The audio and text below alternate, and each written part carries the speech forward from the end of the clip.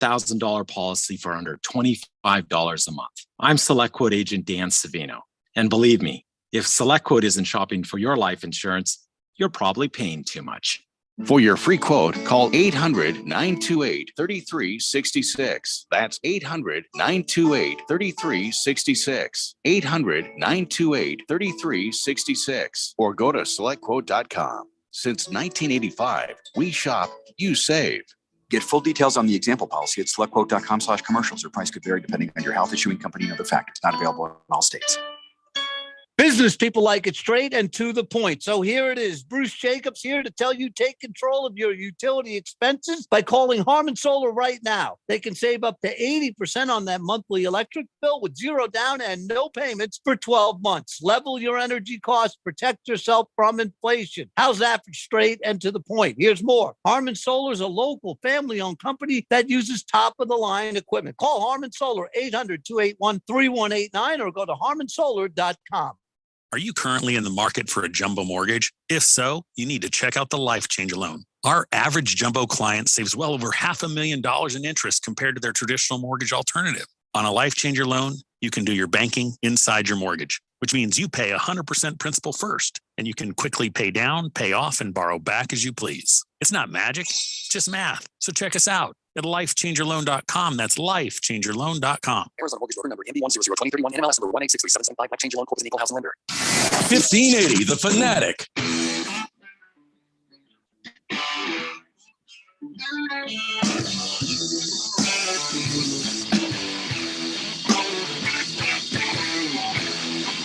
Triple 8-368-1580 is the text line. You can be a part of the show on the Fourth Dimension. Has been joining us on this holiday week. This Monday edition of the Daily Blender. I'm Randy White. That's Keon Rose. Jeffrey O'Brien on vacation. Donnie is on the text line. And he says, Randy, what number should I play in roulette in Vegas this week? I don't know.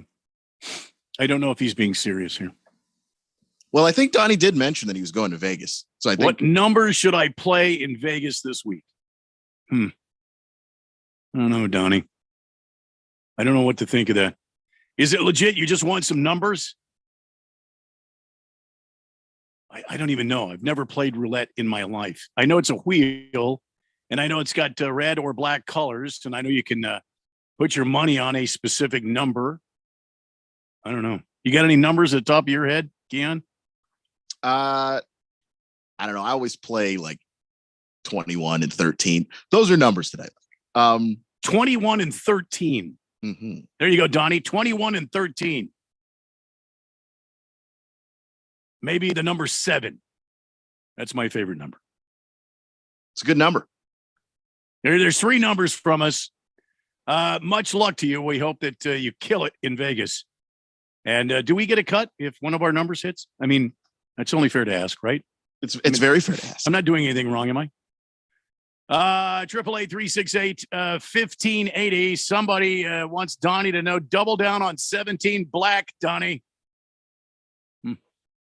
Double down. All right. Let's get back to it. We're breaking down the games from this past weekend. Kind of surprising for me. Bills, Browns. Final score 31-23. I don't feel like the Bills look that sharp. They still don't. It's been a few weeks since they've looked sharp. I don't think they're right, and I don't know if it's the injury to Josh Allen. I don't know. I don't know. It seems like Allen is really kind of grinding through these last few games, right? I mean, he's trying. He is, and he's a tough guy, so he'll make it work.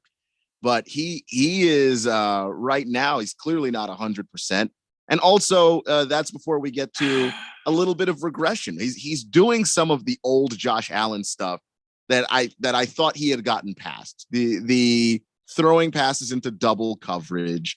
Fortunately for him, nothing turned into an interception, but a lot of those turnover-worthy plays are popping up on the radar for Josh Allen right now in a way that I didn't think he would go back to that, because it seemed like the decision making, Yeah. the manipulating a defense. It seemed like he was starting to master that stuff, and he's kind of taken a little bit of a step back.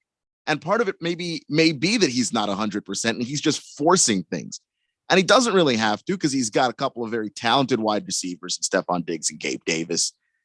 They can run the football pretty well over there. He doesn't have to force things, but he is. And he needs to stop, because it really isn't helping this team.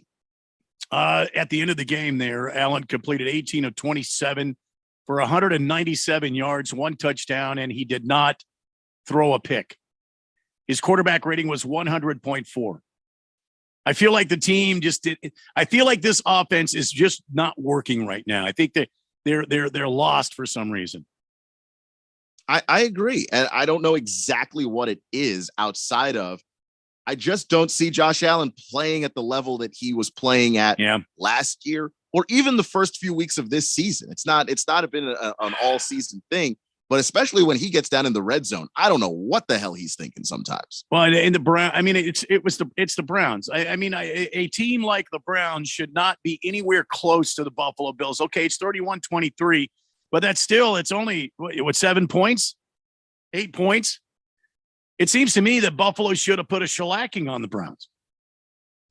Well, seems to me that the Buffalo score should have been the Dallas Cowboy Minnesota Vikings score. You know what I mean? The other issue too is defense was not good for Buffalo. Yeah, what's happened to that defense? I don't know. I think part of it is they're getting figured out, because earlier in the year they really felt that they had enough of a strength in their front four that they didn't have to bring extra pressure. That meant that they were just dropping back, the other 7 guys in the coverage, and it was making it really hard on teams. And I just think that Jacoby Brissett and his willingness to keep the football and run it, his willingness to just take the short passes that a zone defense will give you. I think that he's not trying to rush too much. He's not trying to force big plays. And the result is, if you're willing to take that time and slowly grind your way upfield, you can actually beat this Bills defense. It's very hard to play from behind against them. Well, the defense started out being a very stingy defense, and they were a bit scary too. I mean, if you drop back for pass, you better be looking, because the Bills would be right on top of. And now it's not. That's not the case. Cleveland had too much time to deliver the football and to make it go at this Bills team. So they won, but I'm kind of disappointed they didn't play in Buffalo. How many times have we seen Buffalo have a crazy whiteout condition where snow is everywhere, and you're out there with a front loader a couple hours before the game, clearing the field off, man, and you're pushing that snow off to the side, and these guys are out there playing. That's part of the thing of Buffalo, man. If they have an open stadium like that, you shouldn't have moved it to a climate controlled, nice little turf controlled inside dome where everybody's warm, and it's warm in here. I better take off my jacket and get all settled in. Did they sell cold beer here? It's so nice here in the Detroit city. Give me a break, man. Buffalo fans don't want that. They want to be out in the elements, man. They don't, and a lot of snow would have been fine, but this was a blizzard. And just because of their proximity to that lake, it was extra. And I think that just preparing that stadium for game day would have been more trouble than it was worth. And of course, the fact that the Bills might not have been able to leave town because of the blizzard coming in. I think that all calculated into the math of let's just play this thing in Detroit and just make sure the game even happens.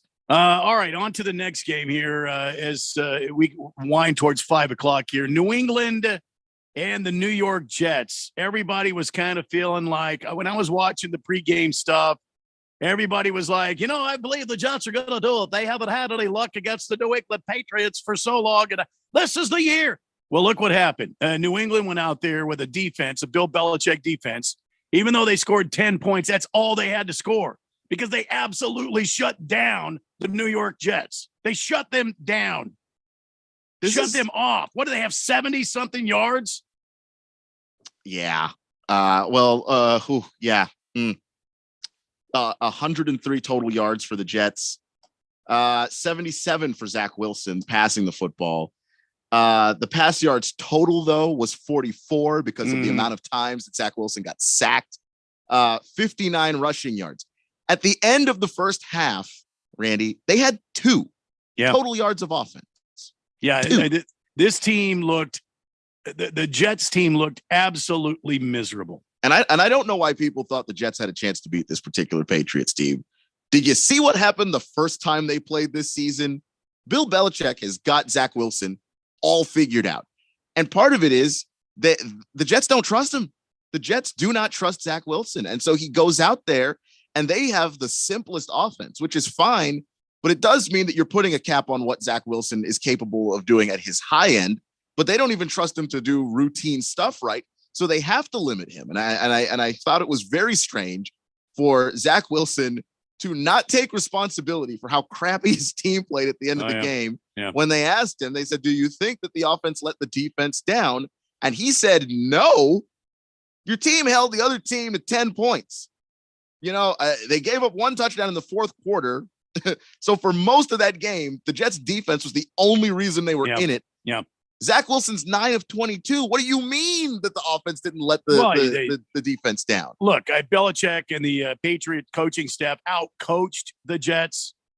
The defense outplayed the Jets offense. The Patriots outplayed the Jets. I mean, there was no excuse. Even the receiver, Garrett Wilson, said, this bleep is not okay. Straight up, it's not okay.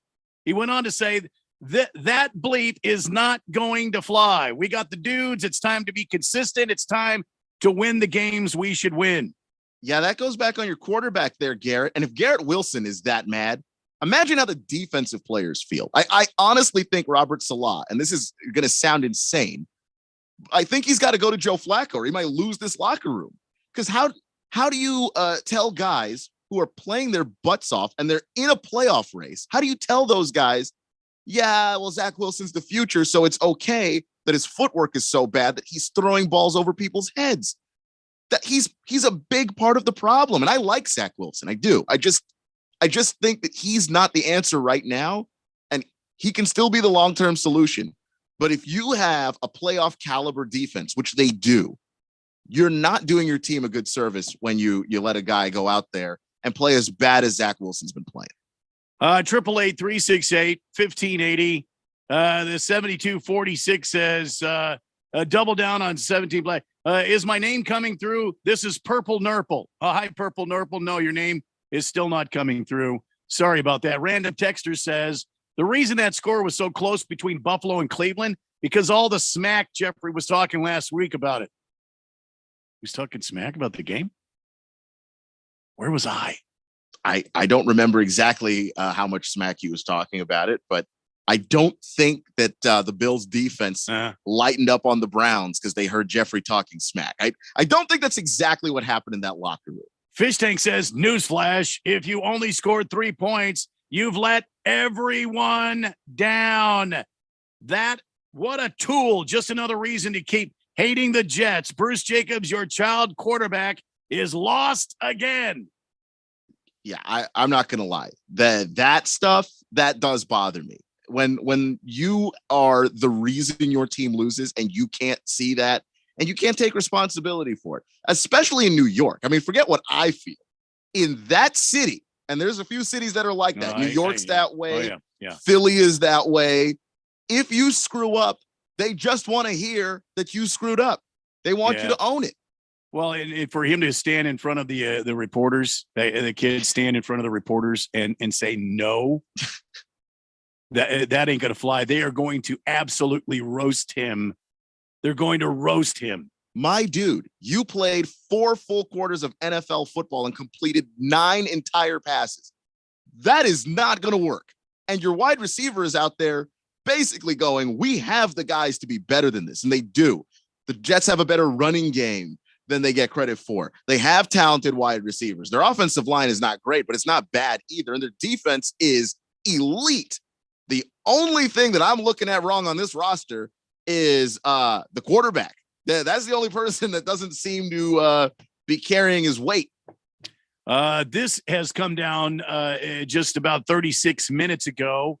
Robert Saleh declines to commit to Zach Wilson as starting quarterback for Week 12 versus the Bears. I wouldn't.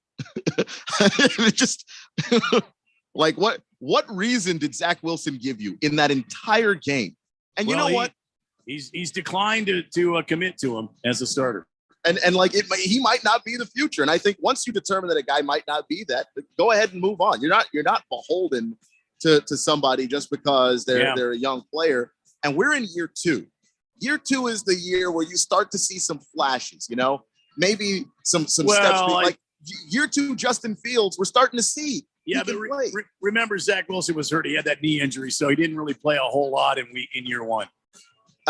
Well, he did play a lot in year 1. He got the knee injury before this season, so he missed a lot of time this year. But he's been playing since he's been back, and he's been awful.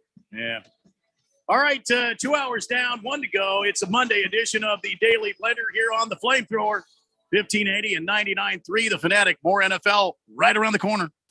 If you're an IT professional looking for an opportunity with great benefits and the freedom to creatively solve problems in a career with great growth potential and a team environment, look no further than Affinity Technology. Serving the Valley since 1992, Affinity Technology is looking for a level 1 tech to develop and deliver excellent solutions and outstanding customer service. Visit atechaz.com/jobs and get started with your future today. That's atechaz.com/jobs.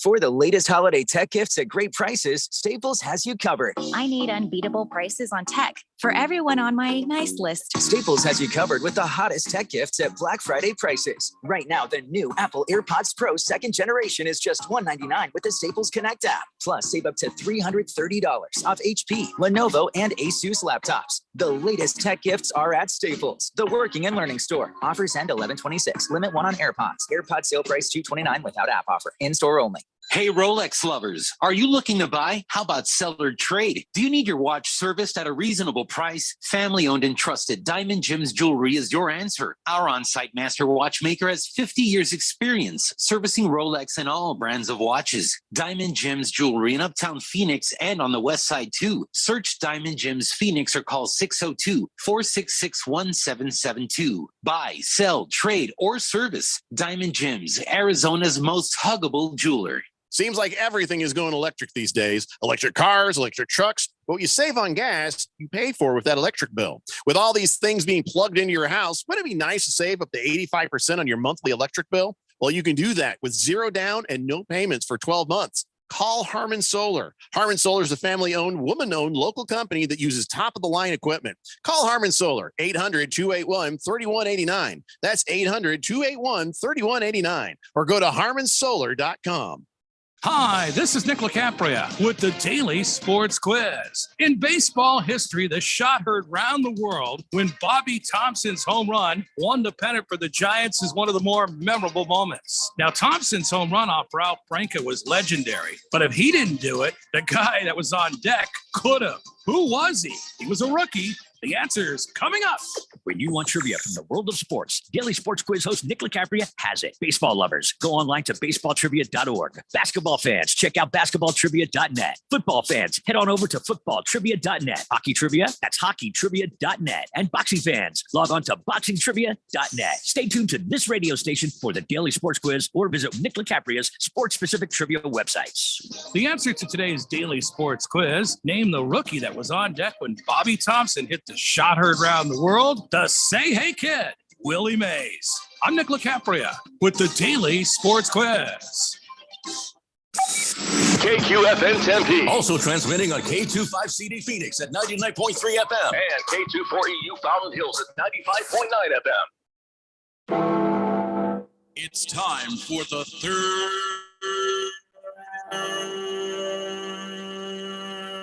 hour.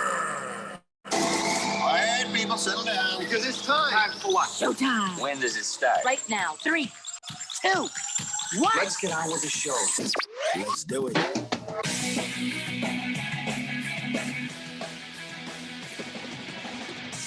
Welcome, everybody, to a Monday edition of the Daily Blender on Thanksgiving week. as we broadcast live from the Harmon Solar Studios in beautiful Scottsdale, the CRC Broadcasting Mega Complex. My name is Randy White. That's Keon Rose. He's the sexiest man in sports talk radio. Jeffrey O'Brien taking a vacation this week. Be back on Monday. This hour, we're going to continue our trek through the games from yesterday, try to get some time to break down tonight's game between the 49ers and Cardinals. Monday Night Football will not be on the flamethrower because there's another station in town that has the rights to the Cardinals and blah, blah, blah. So therefore, tonight, no Monday Night Football. However, next week it will return. You're texting in on the text line at 888-368-1580, just like this texter here. The 4060 says Green Bay would have played at Lambeau. How do you spell home field advantage? I'm not a Green Bay fan. Yeah, I know. It's not that Buffalo didn't want to play in the snow. It was a blizzard. It's you know, and that's just the thing. It's just you can't. They played in blizzards there before. They have, but this blizzard was particularly. We were talking 7 feet of snow. Come on. And so you don't want fans trying to travel in that. You're not trying to get stuck there because you got the Thursday night game, and the NFL cares more about Thanksgiving football. The Hardy fans of Buffalo would have gladly gone out there shirtless. I'm sure they would have, but sometimes you got to protect people from themselves. This was an actual blizzard. This wasn't just heavy snow because they've played in heavy snow before. This was extra snow, more than they'd seen even for Buffalo. I remember a Monday night game. I think it was last year. It was blizzard conditions. There was snow flying everywhere, man. It was like high winds. Come on, man. I mean, I get it, but they would rather have the Bills be able to be out of Buffalo. Don't get stuck at the airport or any of that stuff. Be out of Buffalo, play the Browns, and then be actually ready to go for the Thursday game, which is a primetime game, which makes the league more money. They had fans snow plowing some of the drivers' driveway so they could get out of their houses. They had the fans out there in the snow doing that. You know, with those like snow machines. Wish we had snow here. I'd have one of those snow machines, man. That'd be so damn cool. Anyway, all right. Another game of interest. The Los Angeles Sheep Herd. Yeah, they lost again. And Aaron Donald was held in check by the New Orleans offensive line. Matthew Stafford left the game again with potential concussion-like symptoms. And who was that guy that we faced, that former AF quarterback? Oh, John Wolford. Yeah, he didn't play. Bryce Perkins took over. And the hell is Bryce Perkins? I have no idea. Well, anyway. Couldn't tell you. Rams lose 27-20 to the New Orleans Saints. A game I want to talk about is this Philadelphia-Indianapolis game. I feel like the book is out on the Eagles. So Nick Sirianni better change some things up because the NFL, the Professional Football League, has got tape on your team, and they're closing in on you. When the Indianapolis Colts, who do not have a legitimate, head coach, and I say that with respect to Jeff Saturday. But the guy's he's never coached a professional or a D1 college game in his life. However, he has some coaching experience. He has been a coach. He's been at the high school level. And more on that in just a second. You'll get my take on that. All these people out there, it's a disgrace to the coaching profession. Give me a break, Bill Cowher. Give me a break. Anyway. He doesn't seem to be doing a bad job, so he can't be that much of a disgrace. I mean, Jeff Saturday, it wasn't like he was bucking for the job. He answered the phone when the half-stoned owner called him and asked him to come be an intermittent, coach until the end of the season, and we'll see what happens. And any of us would have said yes to that phone call. Why not? He loves the Colts organization. He's a Colt for life. Anyway, the Eagles were down 10 points going into the fourth quarter of yesterday's game. Nick Sirianni was in trouble. The Eagles did not look good against the Indianapolis Colts yesterday. Some people will say, well, that's because the Eagles didn't play well. You've said it on this program, and Jeffrey and I believe you. The Eagles play down to teams that are less superior to them. And I think they did the same thing yesterday. They did. And they also, just in addition to that, have a real problem in the middle of that defense. If you run the football at them, there are no answers. And the Washington ran right at them. Just went power football, Brian Robinson and Antonio Gibson until they won the game. And we know what Jeff Saturday's philosophy on this is. Guy was an offensive line, one of the best centers to ever play football. He's going to run the bejesus out of the football because that's just the way he's built. And that's what they did. And once again, it put Philly on the ropes. And not only that, you've got an elite running back there, and you weren't using him to his fullest potential. You were still trying to play pass football. And I think that what Jeff Saturday has done, to his credit, is come in with the knowledge of how to run the football, has talked to the offensive linemen, and has said, look, we're going to run first, pass second. This team is going to run the football. They're going to use the running game to loosen up what's going on, because clearly their elite passing attack over the past 3 seasons have just been so deadly for the Indianapolis Colts. Meanwhile, Jeff Saturday, who's been, on the set of ESPN, has been watching all the highlights and all the replays, seeing what's going on. So I don't know that the Eagles had an amazing comeback as much as they eked out a win. I mean, depending on who you read, if you're reading the Philadelphia Press, I mean, they're saying things like, man, this team doesn't just talk about adversity, they live it. Well, yeah, I don't necessarily disagree. The problem is that the adversity was self-inflicted. They put themselves in that hole to begin with a lot of the issues holding on to the football with Jalen Hurts. I think he had a fumble. They're not designed to play from behind. And if they had played anybody other than the Colts, they would have lost that game. I think so. I think so. It's just, they're not built to play from behind. They're a running football team. They themselves are a running football team, which is the irony of the fact that if you play power run football against them, you can beat them, is that's what they do to people. But the thing is, once they fall behind, if you're running the football against them, you're keeping their offense off the field, you're chewing up tons of clock, and you're giving your defense a lot of rest so that when they come out, if they start slow, they have a 3 and out, that really holds them back. They are not built to have a lot of these come from behind games. And when you start playing quality teams in the playoffs, if you're down 10 going into the fourth quarter, can you come back? Yeah. But would you rather not have that be the scenario every time? No, you would not. No, you would not, especially if you're this team, because you do run the football so much. You don't want to be playing from behind and having to put the ball in the air, which you're not used to. The team looked really kind of shaky. I mean, when you have penalties on 3 straight plays, and then you're all pro center, that Kelsey guy, who's a rock in the middle of that offensive line. When he gets called for a penalty, when you were not able to move the football because of penalties. I mean, I don't think this was a good win. I don't think this was some sort of major, dramatic, emotional comeback, but Nick Sirianni thought it was. I think it was a very sloppy football game from a team that should be much better than this right now in the season. And from a team that is much better than that. Like, I still haven't backed off of how good I think the Eagles are. I think that this is an awesome football team.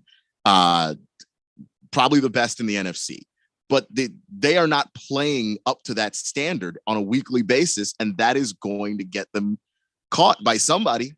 The thing that is striking me is all of the outlandish things that are being said about Jeff Saturday, a guy what I said wasn't politicking for a head coaching job. He answered the phone when the owner of the Colts called him. He just answered the phone. And he was asked if he would come out and lead this team for the rest of the season. And he obliged the owner of the Colts franchise. And let's face it, Jeff Saturday wasn't given a gift here. There was no gift. Team's still below 500, And I don't think Jeff Saturday has said a cross word about anybody else in the NFL, even though he's been taking a lot of verbal abuse, including Nick Sirianni and his high-fiving the Jet fans, at Indianapolis after this 17-16 win yesterday, saying later that he wanted to win. He wanted to beat the Colts because Jeff Saturday and the Colts and that whole situation over there, he wanted it. Well, let me tell you something, Nick Sirianni. This was not a statement win. Sorry. I'm sorry. And I'm happy that your team is doing well this season. I thought up to this point that you were a pretty good football coach. Right now, I think you're kind of a douchebag. If you want my honest opinion. Yeah. I mean, I understand where he's coming from. Jeff Saturday doesn't have a ton of coaching experience, and nobody wants to be the guy that lost to Jeff Saturday. But first off, Josh McDaniels already had that happen to him. And secondly, man, you've been a coach for like a year. This is your first gig too. I understand that you've got a season of experience under your belt, whereas Jeff Saturday only has 2 games now. But it's not like you've been coaching for 30 years and you're this hard grizzled veteran, and then here comes Jeff Saturday. You've been coaching for a year. Can you back off of it, please? Is that okay? I'm emotional because I love Frank Reich. He's one of the best damn football coaches I've ever been around. I was hoping he and I would be able to coach against each other in this game. Give me a break. Well, you didn't. If he's one of the best football coaches around, why aren't the Colts any better than they are? And why did the guy that replaced him almost beat you? Like, that's just, I don't understand what he's doing over there. Like what he's going on about. I don't necessarily agree with the Saturday hire either, but it's not because I don't think that Jeff Saturday's a good dude. I just think he's underqualified, but that's different from I wanted to coach against Frank Reich so damn bad. Well, he shouldn't have gotten fired then. You don't know what? You don't want to know what I think about whether he should be here or not, because you guys can probably imagine what I really think. Give me a break. This is just a very bizarre crybaby tangent to go on. Why worry about the guy that was on the other sideline across from you and the fact that he almost beat you? Look, whether this was right or wrong, I don't care. I'm a Jeff Saturday fan now. And how dare the Chin get on national television and berate and disrespect another guy in the NFL because you don't agree with the way this went down. Which is how exactly? It wasn't his call. It wasn't Jeff Saturday's call. The stuff that people seem to be mad about, when I say people, I mean people in the coaching community, former coaches and all that, they don't like that it feels like Jeff Saturday jumped the line. That there are a bunch of assistant coaches toiling away, and then Jeff Saturday shows up and just gets the job. But man, what do you think happens when they hire a guy from college? What do you think happens when the Panthers hire Matt Rule? Isn't he jumping the line? Didn't he not have any NFL experience? When the Eagles hired Chip Kelly back in the day, you're bringing in a guy that doesn't have the experience. That's just, he doesn't have it. So if Jeff Saturday does it, he's jumping the line. But if anybody else doesn't have NFL experience, it's okay. If they go through the traditional process of being hired, give me a break. You're basically just picking and choosing what's valid here. Baker's cocky hen says, how dare he be willing to take over a job that is going to get him unjust scrutiny? The Eagles are who I thought they were. Sirianni and Staley are both crappy, overrated coaches that lose them football games. The players can't overcome their coaching flaws. Well, now, wow. Well, I will push back on the Sirianni's damn good, dude. They're 9-1. So let's not kill Nick Sirianni as a bad coach. Since he's taken over, Philly's been good, but that doesn't make him right here. He's still wrong. I don't know how Brandon Staley was catching stray bullets in all of this, but Sirianni's good. I don't have a problem with him as a coach, but as a guy, I've got several problems with that. Douchebag. That was one of the most unclassy things I have ever seen in my life. You may not agree with the process of how Jeff Saturday became head coach, but he's your peer now, and he's been coaching his butt off, and he's been competitive. So give him some respect. Hefty Lefty says Jeff Saturday should post their overall football experience against each other. I guarantee Saturday has more overall football experience than Sirianni. Probably right. And that's a good point. That's 100% a good point. And it's not like being a head coach necessarily means you're standing in the room drawing up the plays yourself. Jeff Saturday is already understood one of the two jobs that you really have to be good at to be a good NFL head coach, which is delegating to other people. He's figured that out already and making sure that he's the guy that the players can come to, trust, rely on, get fired up when he shows up. That's his job, and he's doing it masterfully. And also he's doing all right on the play calling and the timeouts and understanding game management. That's the other part of being a good NFL head coach. He clearly already understands that. The Jet says the same thing is happening to Philadelphia this year that happened to the Cardinals last year. Once someone beat them, everyone uses that same game plan and they can't adjust to make their team better. I agree. And it happens. It happened to the Steelers when they were 11-0, and then they lost. And what happened? They ended up losing the next 5 of the next 6 games that they played, and they got exposed in the postseason. Good Cat says with his comments, Bill Cowher sounds more like Bill Coward. Why hasn't he come back to coaching when he's desired by so many teams? Saturday took the opportunity offered to him. Yes, I agree. Well, because Bill Cowher's getting paid more money to just sit down and criticize others. I just don't think that a guy that steps in to help his team, the Indianapolis Colts, to go there and try to land this airplane, to try to get through the rest of the season. And, oh, by the way, he picked up a win in his first coaching debut, by the way. And he damn near beat the Eagles yesterday, by the way. Sirianni. Slap some skin on that one, Sirianni. He almost beat your ass. Just settle down. Just makes me it makes me angry. It's bothersome. Saturday didn't do anything to bring this kind of wrath on him. If anybody wants to yell and scream about it, yell and scream about the Indianapolis Colts owner, not about Jeff Saturday, because it ain't his fault. Yeah, I mean, it's Jeff Saturday has said it multiple times. When he knew he was going to be the head coach was the very moment Jim Irsay picked up the phone and called him. There was no plan, and it doesn't look like there was a plan necessarily that even the GM Chris Ballard agreed on. Jim Irsay is making moves on his own, and this is the result. And if you got a problem, take it up with the guy that hired him. Baker's cocky hen says, let's see how many playoff games they win, Keon.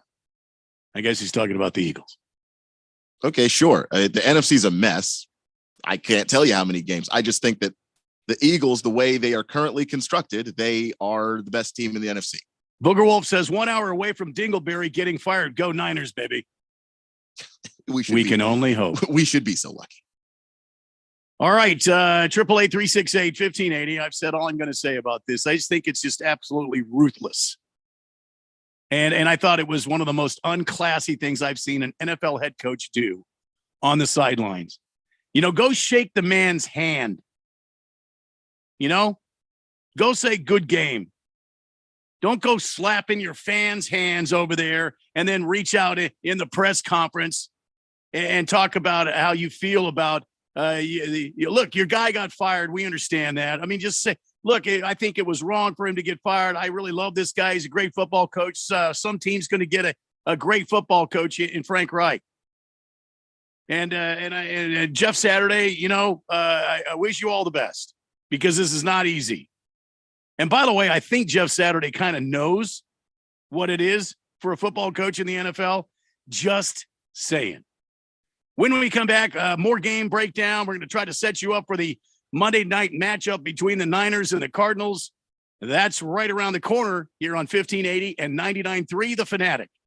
This is Brett Musburger's action update for Arizona's new home for sports, The Fanatic. Now, here are the latest lines from my guys in the desert.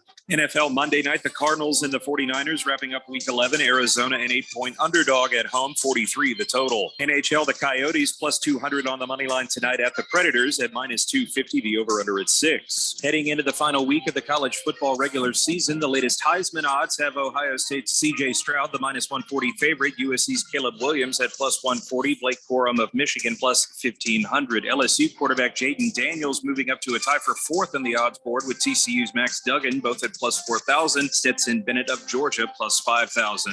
Red hot winning picks at experts.winnersandwhiners.com. Save 75% on any best bet package with the promo code ACTION75. That's ACTION75 at experts.winnersandwhiners.com. For vsin.com, I'm Trey Westerberg on Arizona's sports betting station. Meet Joe A, Hi. Joe B, Hello. and Joe C. What's up? 3 everyday Joes perfecting their banking with Chase. Joe A is locking his lost debit card with the Chase mobile app. Joe B is cruising toward his new ride with Autosave. And Joe C's Chase banker is helping him budget to go back to school. Tools that help protect, support for what's next. One bank that puts you in control. Visit chase.com/checking. Chase, make more of what's yours. Chase mobile app is available for select mobile devices. Messaging and data rates may apply. JP Morgan Chase Bank and a member FDIC. There's no doubt that Harman Solar can save you up to 85% on your monthly electric bill. That's a fact. Bruce Jacobs here. But did you know it's possible to get solar for $0 down and no payments for 12 months? You can lease, finance, or even purchase outright. They have plans that fit everybody. Harman Solar is a family-owned, woman-owned local company that uses top-of-the-line equipment. Call Harman Solar at 800-281-3189. That's 800-281-3189, or go to harmansolar.com. When it comes to covering the high school sports scene in Arizona, AZ Preps 365 has all the answers. Every Saturday morning from 8 until 10, they break down games, interview the newsmakers, talk with coaches from around the state, and stay up to date with what's happening with prep athletes and breaking news from the Arizona prep scene. It's AZ Preps 365, 8 till 10 Saturday mornings on 1580 and 99.3 The Fanatic, and always on at 1580thefanatic.com. Market Wrap host Mo Ansari talks about the dangers of emotional investing. There's two things that people sell. One is greed and one is fear. Whenever you buy either one of those, you're going to end up getting burned because they are the epitome of emotions. And you've heard me say, whenever emotions take over, you're in trouble. If you don't want that to happen to you, give us a call. We'll be more than happy to do an objective evaluation of your portfolio to find the right degree of risk, what you have in your portfolio, what you should have, depending on your age, depending on your emotional makeup, depending on your financial makeup, depending on what your objectives are. All of those things go in to determine the correct balance of portfolio. We'll do that for you. It is free. You have to at least get started. If you're ready to get started, call pound 250 and say talk to Mo, or go to compact.com and click on the Get Started button. That's COMPAK.com. Compact Asset Management is a registered investment advisor, funds custodian, Fidelity Institutional Wealth Services, member FINRA, SIPC. It's college football time. The Big Ten, the SEC, the ACC, the Pac-12, the Big 12, the biggest conferences. Now the side of the 20, the 10, the 5, touchdown. The big matchups, the fight for national rankings, the bitter rivalries. We have the biggest games. Get your college game on. Your home for football. 1580 and 99.3. The Fanatic.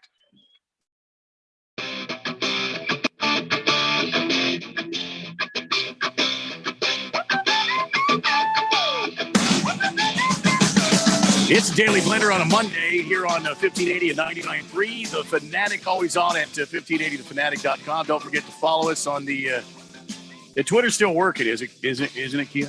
Twitter's still on?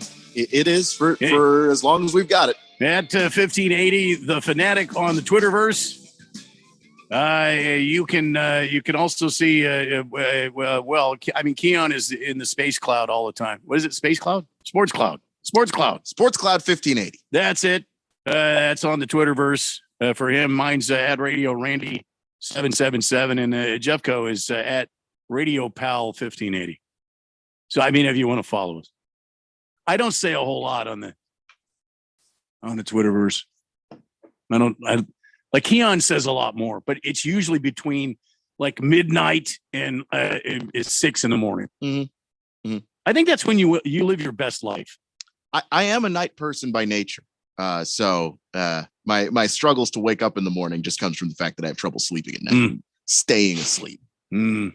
So there you go. That's our social media stuff. And don't go by the website because you can see a lot of valuable information. They got news and all kinds of stuff from all over the world of sports.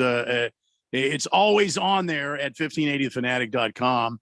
Right now, it's time for On This Date in Big George's sports history. Back in the year 1981, Jim McMahon, soon to be the number 1 draft choice of the Bears, capped his record-setting career at Brigham Young by passing for 565 yards and 4 touchdowns in a 56-28 blowout of the University of Utah in Provo. McMahon, which I didn't know this, set 70 NCAA passing marks while he was at BYU. 70. That's very impressive. Yeah. I'm impressed. 70. Dang. Good Cat is asking for a triple high West rye neat, please. There you are, my friend. Mm-hmm. All right, so lots happening. One more thing I wanted to talk about from the games yesterday. Keon, your Commandos are starting to get a lot of shine on the networks. Your Commandos are starting to get some shine. I've noticed, and I'm happy about it. You know, I thought this was going into this season. I thought this was supposed to be an improved team. So imagine my surprise when they start 1-4. I thought the season was over. I think everybody thought the season was over. And they've bounced back. Boy, I got to tell you, they look good yesterday. And the more I see him, the more I love him. Hey, I'm talking to Taylor Heineke. I don't know what they're going to do there in our nation's capital because Carson Wentz, Taylor Heineke. Taylor Heineke, since he's been starting, is 4-1. You cannot go back to Carson. And part of it too is because I don't think Taylor is playing perfect games. When you look at him, he's completing just over 55% of some of these passes. If you're rooting for the team and you have to watch Taylor Heineke, you've always got your heart in your throat because you know he's going to throw a YOLO ball sometime in the game just to see what happens. And it's terrifying because it sometimes it results in a touchdown. Sometimes it's a pick six, and you never really know when you're going to get the bad Taylor Heineke.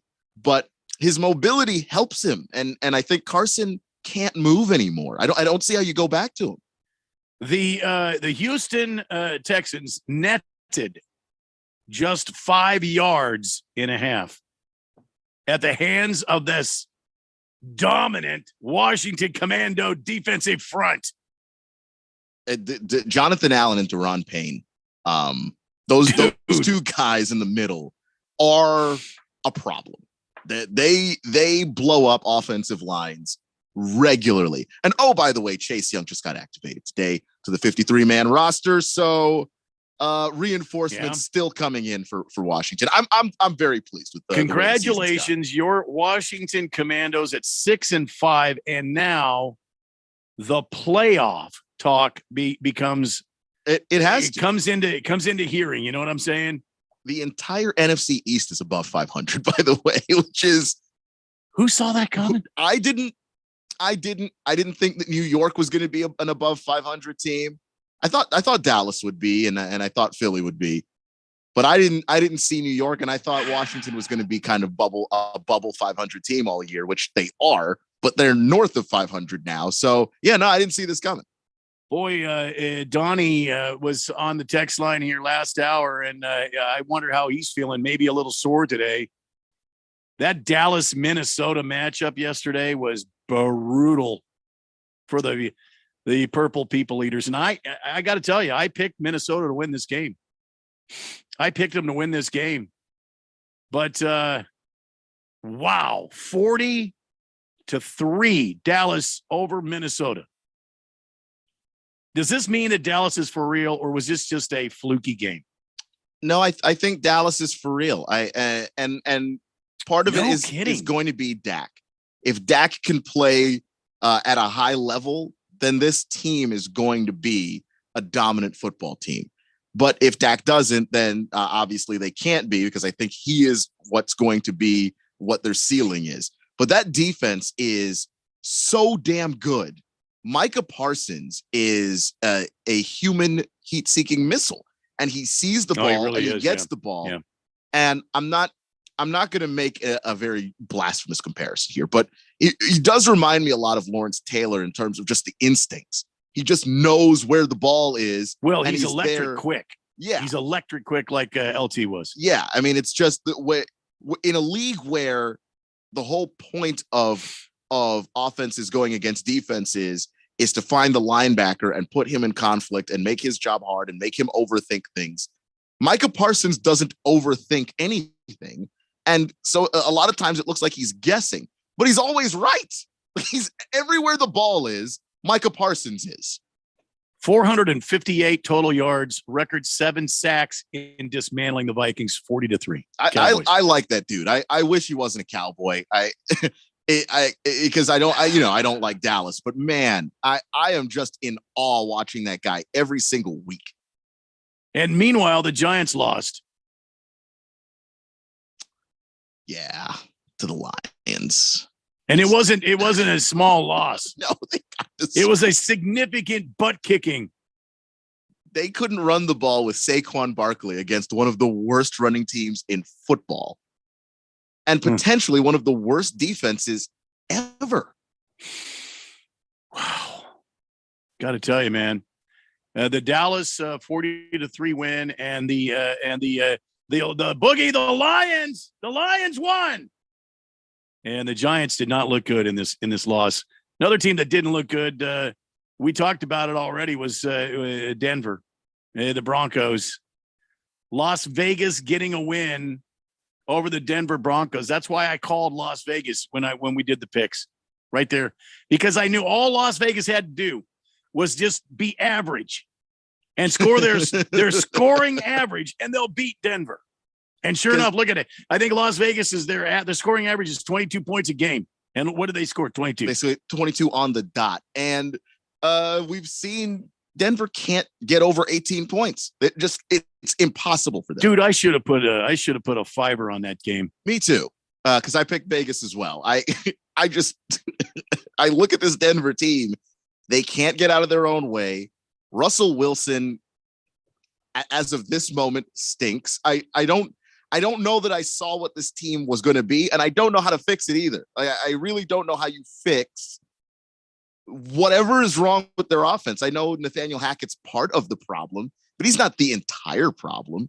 Russell Wilson's part of the problem, but that defense is going out there and playing their butts off and getting no reward for it. I wonder what great Bronco they could the ownership could call to have him come in and be the head coach. Just kind of like this Jeff Saturday. They watch this become a trend in the NFL, where some great Pro Bowl player from the past gets called up by the owner to come in. Well, the thing worked for Jeff Saturday. Why wouldn't it work for us?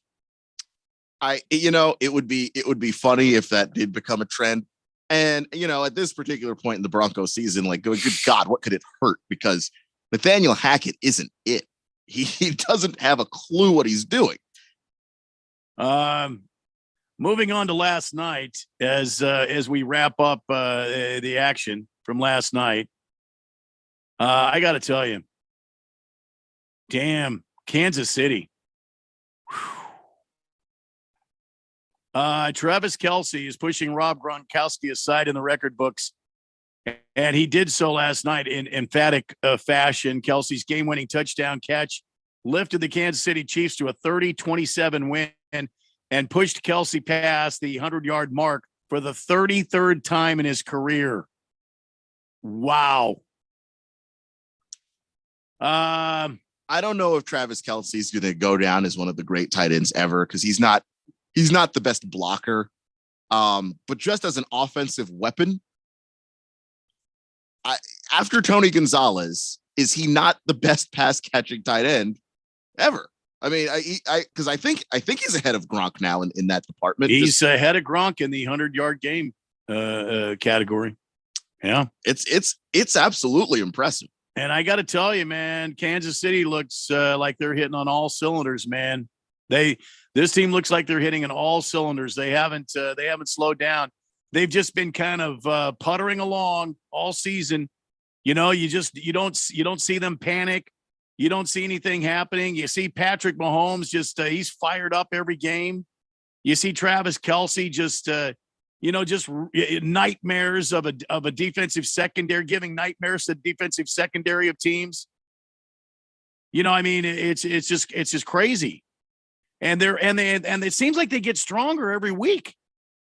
And that is the part that I find to be terrifying.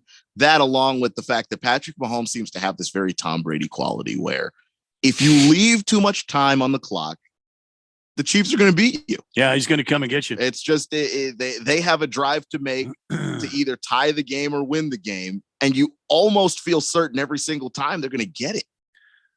Meanwhile, the Chargers, this is the best I feel like the Chargers have looked in quite some time. They got some guys back. They moved the ball. Herbert looked pretty good in the pocket. He was able to move the ball around the field. He was able to pass again. He looked pretty sharp. So, I mean, the season's not over by any means for the Los Angeles Chargers, but they looked a lot better. But I mean, Kansas City, man, Kansas City just looks like they can do anything and they can't do anything wrong. They can just go out and beat anybody on any game, on any given day, on any field. And they come in, they beat you, and then they laugh as they leave. And then they have a running game, they have a passing game, and they added that Isaiah Pacheco. It turns out, 100-yard game for him. No kidding. They really are absolutely impressive as an organization from the players on up. 888-368-1580 is the text line. Big George, thank you. You're very welcome. It's a privilege and an honor for me to read that every day, that I get a chance to read it. Hefty Lefty says, Josh McDaniels still losing Denver games 10 years later.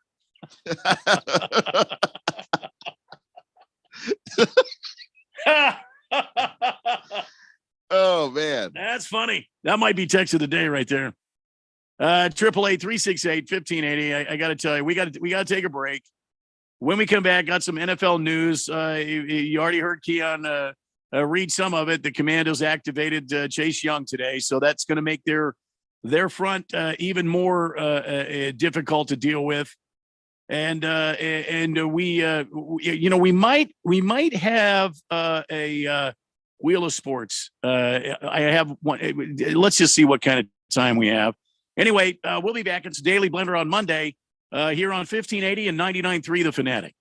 Wesley Financial Group is not a law firm. This story is called The Ugly Truth About Timeshare. If you think you've done your family a favor by buying a timeshare, you need my help. Hello, I'm Chuck McDowell, CEO and founder of Wesley Financial Group. 10 years ago, I started helping folks cancel their timeshare. And in the process, started what's now called the timeshare cancellation industry. Timeshare is the only thing that you can buy that you can't tell me how much it's going to cost or when it's going to end. When you buy a timeshare, you give them a blank check to fill out any amount they want for annual maintenance and assessment fees. The crazy thing is, this never ends. Even when you die, your family's now going to be stuck with this burden. Stop the insanity today. Call my office now. If we take you as a client, I guarantee we'll cancel your timeshare or you'll pay nothing. Call for your free information kit. 800-786-9300. 800-786-9300. 800-786-9300. Are you a planner? Do you like to plan ahead? Then, of course, you already have a plan to call Harmon Solar, right? Bruce Jacobs here. It should be at the top of your list to get solar now and enjoy huge savings next summer. Up to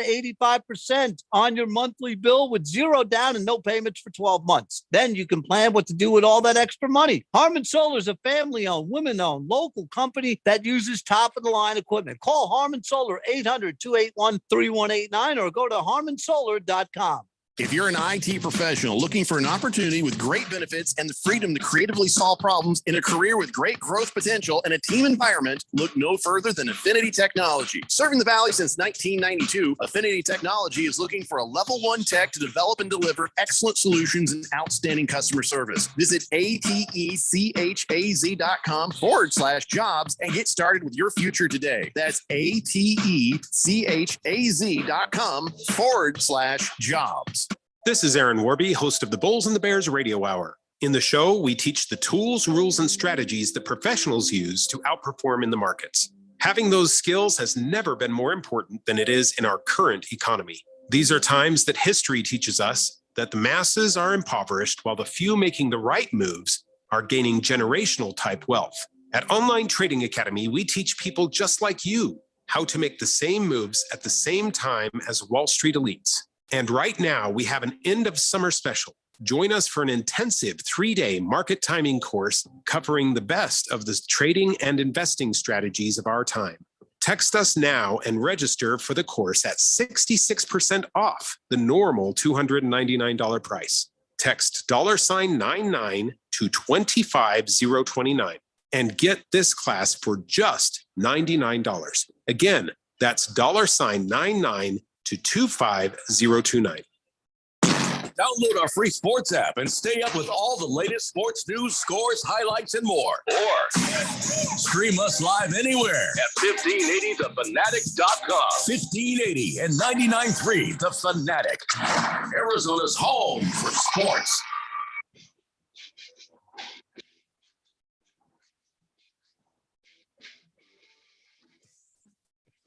Welcome back to the Daily Blender on this Monday as we head towards 6 o'clock. We're firmly entrenched in our final segments for this Monday program. I've missed some text messages here, Keon. Big George, apparently when we had that Westwood One snafu, he said the World Cup is so boring. Not even Westwood One wants to give the updates anymore. Yeah, guarantee it. He also says, Randy, I didn't hear ASU in the top 25. How come? Come on, Big George. You know that hurts.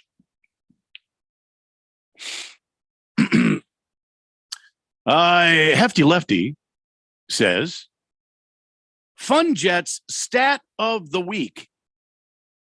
Joe Flacco still leads the team in touchdown passes with 5 in 3 games. Wilson has 4 in 7 games.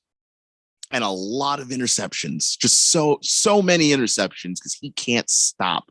And you go up against the Belichick defense, it's going to get worse. But even before they played the Patriots, he was not doing well protecting the football. Well, and according to CBS Sports, about an hour ago, Coach Salah has not committed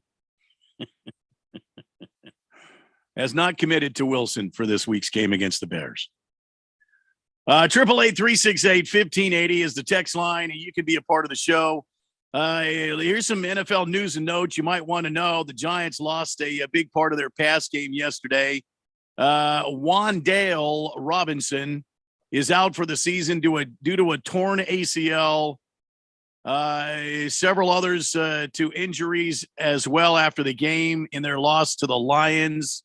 This could spell the end of the New York Giants run at the postseason for the first time in I don't know how long. But Wan'Dale Robinson, that is a big loss for the Giants. Most productive game as a pro, 9 catches for 100 yards, 13 targets, left the game with a knee injury on the first play of the 4th quarter. Man, he was just coming into his own. Yeah. So that was one of those smarter draft picks that they made recently as well. Yeah. So there's that. Also, other news here. The Broncos released Melvin Gordon. We talked about that a little bit. You know, they kept their coach, but they're getting rid of Melvin Gordon basically because he fumbled his way out of Denver. Says here. Yeah, ball security was a gigantic problem, but even when he was playing well, they didn't. You know, they reduced his touches. Obviously, you've got to take care of the football, and he was not doing that consistently. So anyway, the Denver's head coach Nathaniel Hackett said after the game that the running back has been released. Do you think he lands somewhere else? I think he does. Obviously, people are going to hesitate to make him the featured back, but do you think that he can contribute? Yeah. Do I think that Melvin Gordon can still be a threat on, 3rd and short, 4th and short, goal line situations? Absolutely. But you do have to feel comfortable about him taking care of the football, I think, first before you bring him anything long term. But in terms of this season and what he can give to a roster, I'm pretty sure that he's going to land somewhere pretty soon. Keon Rose has got to be excited because the Commandos officially activated pass rusher Chase Young. They added him to the 53-man roster today, according to head coach Ron Rivera. Young had been out rehabbing from a torn ACL suffered last season, November 14th. Wow. So it was a little over a year for him to rehab and get back. Yeah. I mean, from what I understand, he's been healthy for about a month, but they've been watching him in practice and they refused to activate him until they thought he was trusting his knee again, really pushing off of it, not thinking about it too much. And they felt comfortable with the fact that he trusted it. But, this offseason, I got made fun of for it when I said that Washington had a better defense than Dallas, which I'm still wrong about. Dallas's defense is awesome. But this is more in line with the defense I thought that I was predicting when I said that. And I didn't think it was going to take Chase this long to come back. And he's finally back. And then, of course, they had some injuries in the secondary that are finally getting healthy. So at least the Washington defense is going to be able to go out there and do its thing. The Atlanta Falcons, fresh off their win, have lost a big part of their offense, which I find it funny that Kyle Pitts is a big part of their offense, but he is. His sophomore season has come to an end because of a knee injury suffered yesterday. After undergoing an MRI on Monday, the Falcons tight end is believed to have suffered a torn MCL, which would require surgery. That's according to Ian Rappaport. Pitt is seeking a second opinion before determining how he will proceed. The Falcons announced later on Monday that Pitts was placed on injured reserve, so he will not be available this weekend. That's a sad loss. Now, Kyle Pitts is the kind of guy I wish the Cardinals would go get. You know what I mean? Make a move. Just a freak athlete that catches everything. You're a passing team, and this guy's got great hands. He's a big physical tight end, like a Travis Kelce type. You know what I mean? The Falcons should just give him to us because they're not using them. They're a running team. They're a running team, but they have found a way to get him involved in the offense. Because Arthur Smith understands that Kyle Pitts is the best football player on his team. I think he's pretty clear on that. And yet he hasn't repeated his first season. The 2022 season has not been a good season for Kyle Pitts, who struggled to make the same impact he did as a rookie after breaking 1,000 receiving yards in his first season. Pitts has caught just 28 passes for 356 yards. That is an abomination. It is, but I do think Arthur Smith's hands are tied a little bit by his roster. Marcus Mariota is your quarterback. You can't throw the ball all that much. You really, Marcus is more comfortable when the game plan is we're running the football a lot. We're going to have runs with Marcus Mariota, designed runs, things like that. And then off of play action and those opportunities, then you throw the football. He's kind of hamstrung by Mariota, who's been okay, but only because the team is so heavily relying on running the football.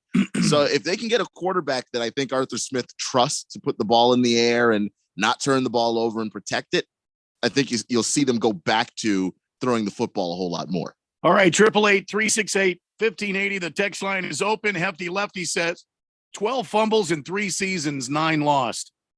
What? Oh, you mean, are you talking about Wilson? Yeah. He's kind of a turnover machine. Maybe he's not talking about, Melvin Gordon. That's who he's talking about, because Hefty Lefty is a Broncos fan. That's true. And that makes much more sense. And yeah, look, the not taking care of the football is going to get you in trouble as a running back 100% of the time. I just didn't think that Melvin Gordon was the only problem, because even when they shut him down, now they struggle to run the football even more, and they still can't throw it. Lost Toby says, Let's go Niners. All right.